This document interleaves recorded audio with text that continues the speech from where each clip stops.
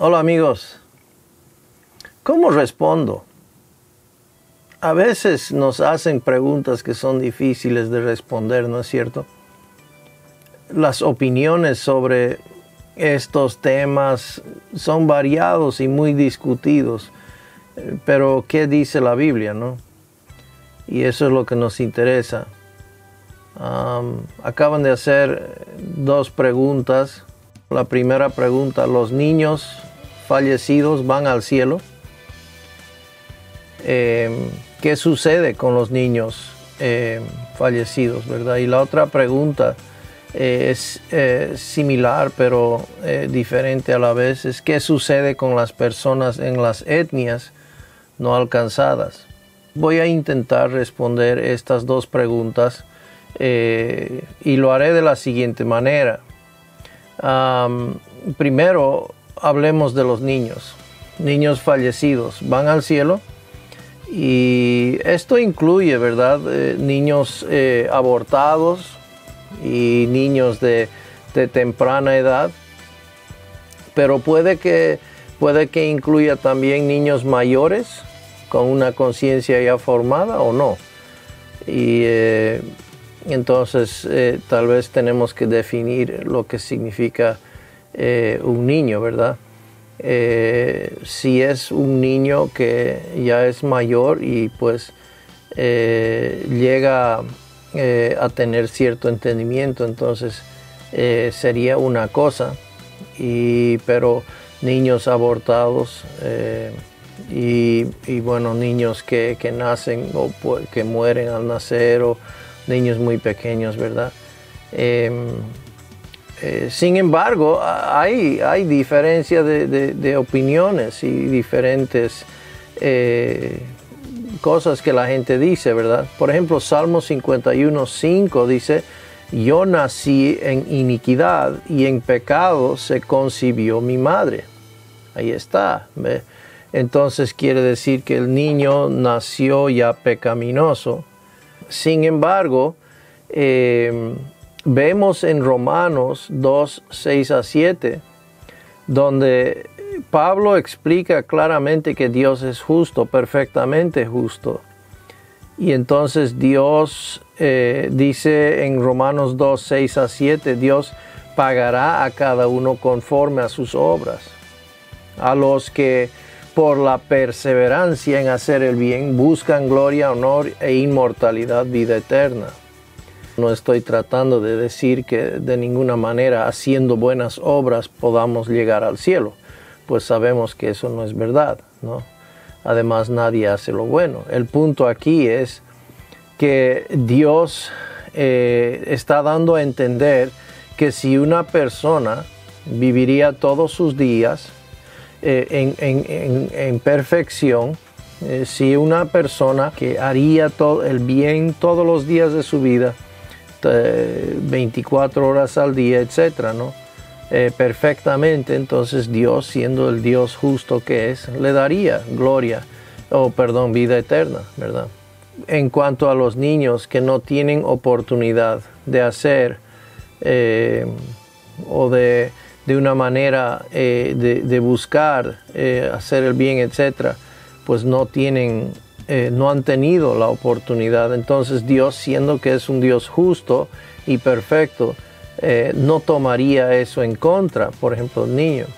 Ahora, yendo en nuestras Biblias, por ejemplo, a 2 Samuel 12, versículos 15 y hasta a 23, tenemos ahí el recuento, y quiero leerlo todo porque nos da la idea que David tenía en cuanto a su hijo.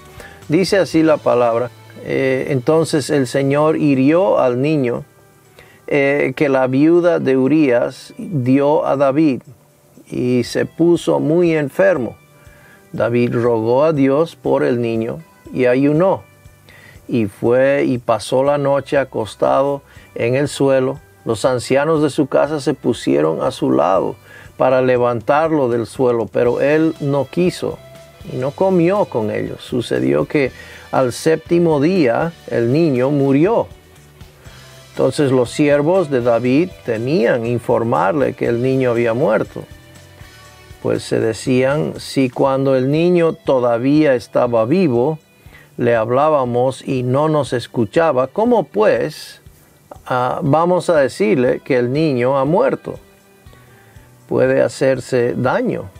Entonces, pero viendo David que sus siervos susurraban entre sí, comprendió que el niño había muerto y dijo a sus siervos, ¿ha muerto el niño? Ha muerto, respondieron ellos. Entonces David se levantó del suelo, se lavó, se ungió y se cambió de ropa. Entró en la casa del Señor y adoró. Después vino a su casa y cuando pidió, le pusieron comida delante y comió. Así que sus siervos le dijeron, ¿qué es esto que ha hecho? Mientras el niño vivía, usted ayunaba y lloraba, pero cuando el niño murió, se levantó y comió pan. Y él respondió, mientras el niño aún vivía, yo ayunaba y lloraba, pues me decía, ¿quién sabe si el Señor tendrá compasión de mí y el niño viva? Nótese que el Señor tendría compasión, no del niño, sino de David. Y el niño vivía. Pero ahora que ha muerto, ¿por qué he de ayunar? ¿Podré hacer que vuelva? Entonces dice lo siguiente, yo iré a él, pero él no volverá a mí. David claramente entendía dónde iba su hijo, no porque su hijo haya hecho bien o haya hecho mal, sino que porque este niño no tuvo la oportunidad pues de llegar a una edad de entendimiento. Murió muy niño y entonces David sabía claramente de que un día él volvería a ver a su hijo, pero no era porque el hijo volvería, sino porque él iría a él, ¿no? Y entonces eso, con solamente eso, tenemos bastante, ¿verdad? Pero más adelante, por ejemplo, en el Nuevo Testamento, en Romanos capítulo 1 y versículo 20, vemos lo siguiente, porque desde la creación del mundo, sus atributos invisibles, su eterno poder y divinidad, hablando de Dios, se han visto con toda claridad, siendo entendidos por medio de lo creado, de manera que ellos no tienen excusa. Entonces, un niño que no ha llegado a entender esto, ¿verdad? No puede ser, no llega a ser o estar responsable delante de Dios de responder a algo que no es posible, no es concebible que entienda, ¿no? Dios, sin embargo, conoce cuándo es ese momento, ¿verdad? Que un niño se vuelve entendido y por ende bajo la responsabilidad de responder a las muchas dinámicas que Dios usa para atraer al hombre, ¿no? Entonces, eso según las Escrituras, creo que es una buena base para poder responder a esta pregunta, ¿no es cierto? Si David tenía tanta confianza y tanto entendimiento de que él un día estaría, dejó de estar triste, dejó de lamentarse. Lo que él estaba pidiendo a Dios era que Dios tenga misericordia de él mismo, de tener a su hijo presente. Pero sabiendo ya de que Dios se lo llevó a su hijo, pues dejó de estar triste. ¿Por qué? Porque un día estaría con él. Lo que Dios toma en contra es el hombre que tiene la habilidad, no tiene excusa porque Dios se lo ha revelado, ha entendido que Dios sí existe y rechaza, ¿verdad? Hábilmente su voluntad del hombre es rebelarse contra Dios, y entonces Dios lo toma en contra de él.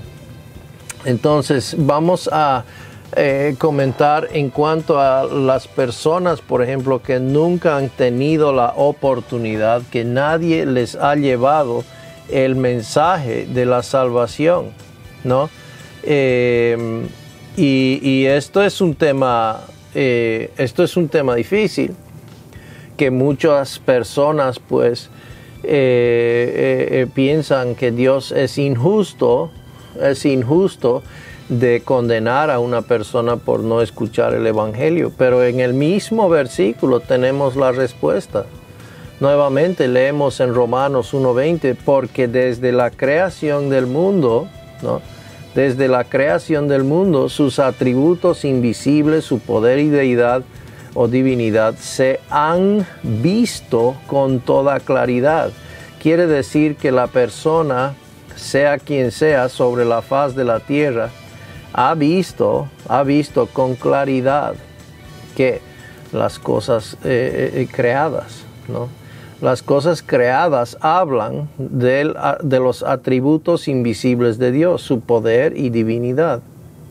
Entonces, estas cosas son entendidos por medio de lo creado, de manera que ellos, aquellas personas no alcanzadas, aquellas etnias que están pues en un lugar remoto de la tierra, ¿verdad? Ellos han entendido por medio de lo creado que Dios, al menos que Dios sí existe, de manera, dice la palabra, que ellos no tienen excusa. No tienen excusa.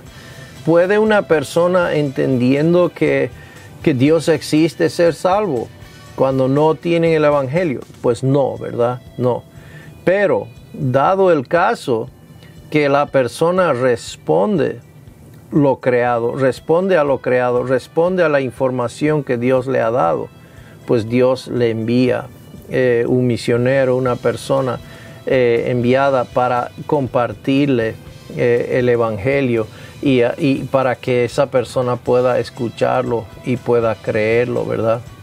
Tenemos, por ejemplo, a Felipe, ¿verdad? En Hechos capítulo 8, el eunuco estaba leyendo Isaías 53, tratando de entenderlo, y pues no llegaba a poder entender lo que pasaba, ¿no? Cuando el Espíritu Santo le envía de una manera, pues en este caso, ¿verdad? Una manera sobrenatural, le hace llegar a Felipe y le dice: ve a esa carroza, habla con ese hombre. Y pues entonces, ¿qué sucede? Felipe va y le anuncia el Evangelio de Jesús, dice, ¿no? ¿Por qué? Porque esa persona estaba respondiendo a lo que Dios le había dado. Entonces vino un agente de parte de Dios, un enviado, una persona, ¿no?, que le compartió el Evangelio para que el eunuco pueda creerlo, ¿no? Bien, eso entonces espero que ayude. Por favor, déjenme comentarios abajo si le ha ayudado. Su aporte es importante. Dios le bendiga.